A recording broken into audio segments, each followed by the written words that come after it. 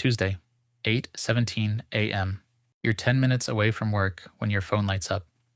Michael, manager. That's strange. He never calls this early. You answer, Hey, when you get here, can you stop by my office? That's all he says. No explanation, no urgency. Just come by my office. The call lasts less than 15 seconds, but somehow the rest of your morning changes. The music in your car fades into the background. You barely notice the traffic.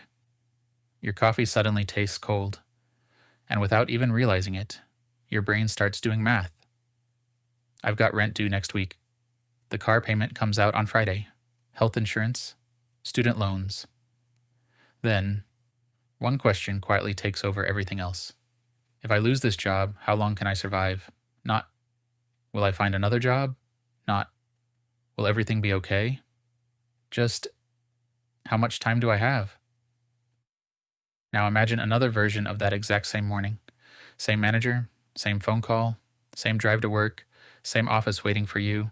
The only difference is your savings account.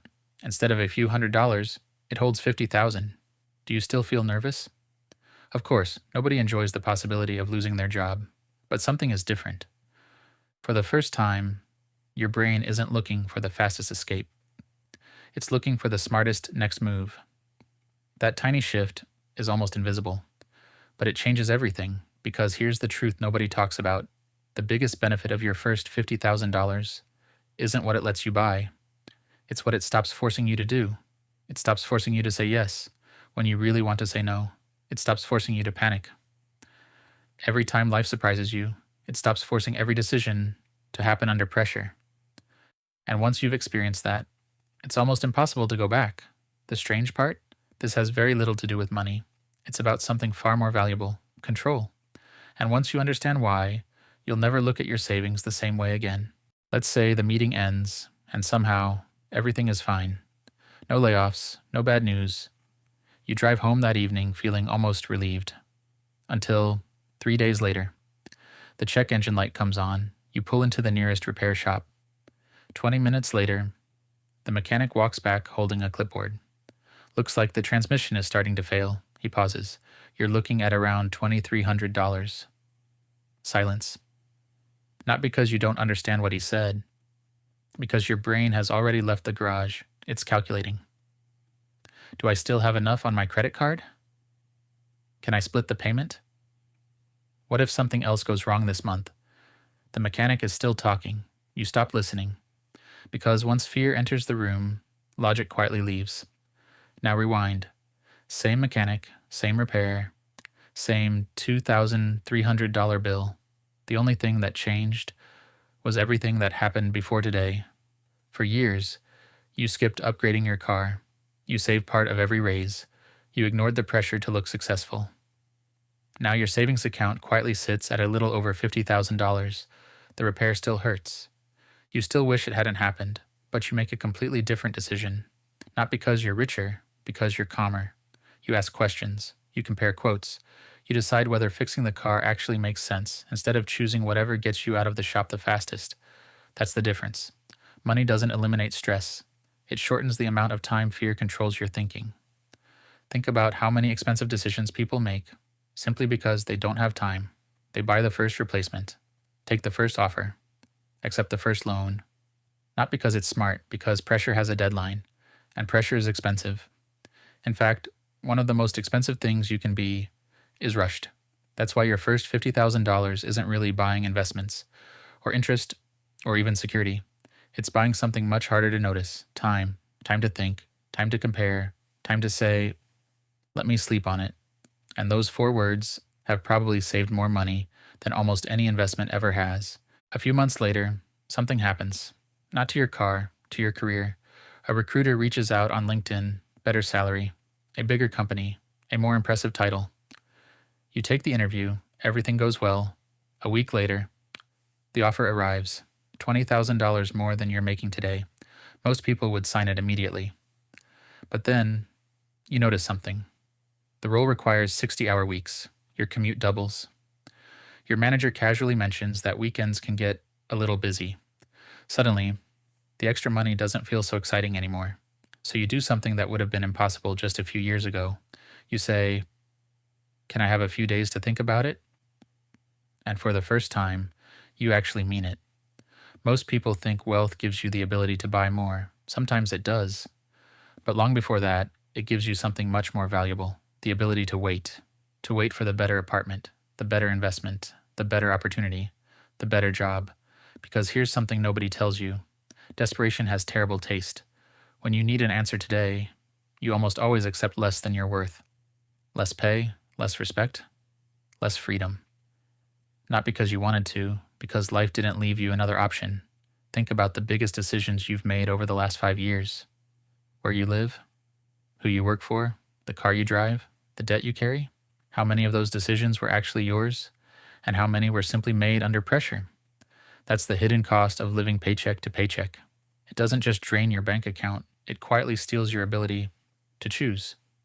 And that's why people remember their first $50,000, not because of the number, because somewhere along the way, they stopped asking, "What do I have to do?"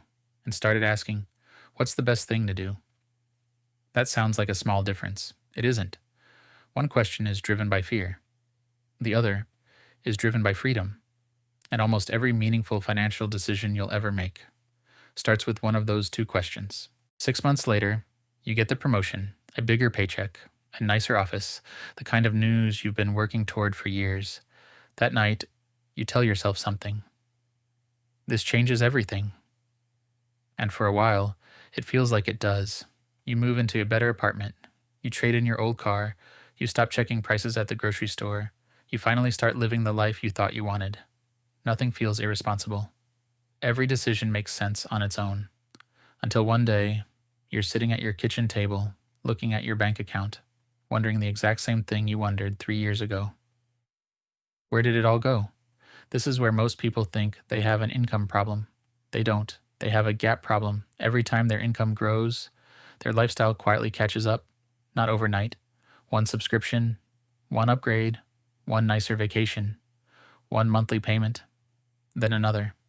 None of them are expensive enough to scare you, but together, they slowly rebuild the same prison you worked so hard to escape, just with nicer furniture.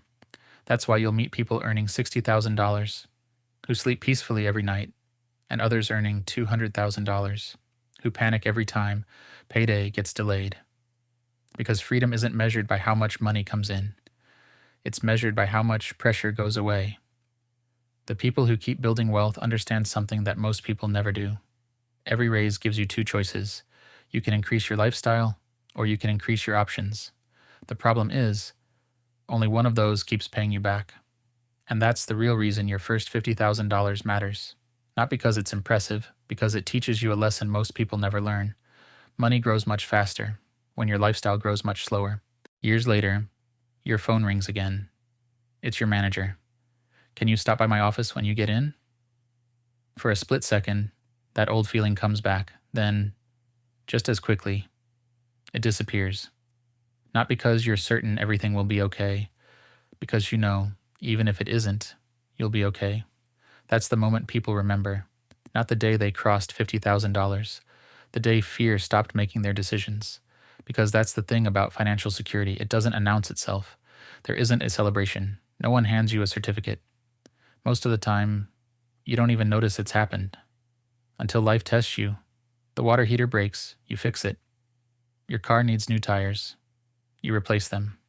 A medical bill shows up, you pay it. Not because those things suddenly became cheap, but because they stopped becoming emergencies. And that's a completely different way to live. Maybe that's why so many people misunderstand money. They think the goal is to become rich. It isn't. The goal is to build a life where one bad week doesn't become one bad year, because life will always surprise you. Companies still downsize, cars still break, roofs still leak, people still get sick. The problems never disappear. You just stop giving them the power to control every decision you make. So if you're still working toward that first $50,000, don't think of it as a finish line. Think of it as the moment your future finally stops depending on whether this month goes perfectly. Because the truth is, your first $50,000 won't buy you freedom. It buys you something even more valuable: the ability to choose the better job instead of the fastest one, to choose the better decision instead of the desperate one, to choose the life you actually want instead of the one your circumstances force you into. And if there's one lesson hidden behind that number, it's this: the greatest return on your first $50,000 isn't measured in dollars, it's measured in the number of decisions you no longer have to make out of fear. If you think the first $50,000 changes the way you make decisions, wait until you see what happens after your first $100,000, because that's the point where your money stops protecting your future and starts creating it.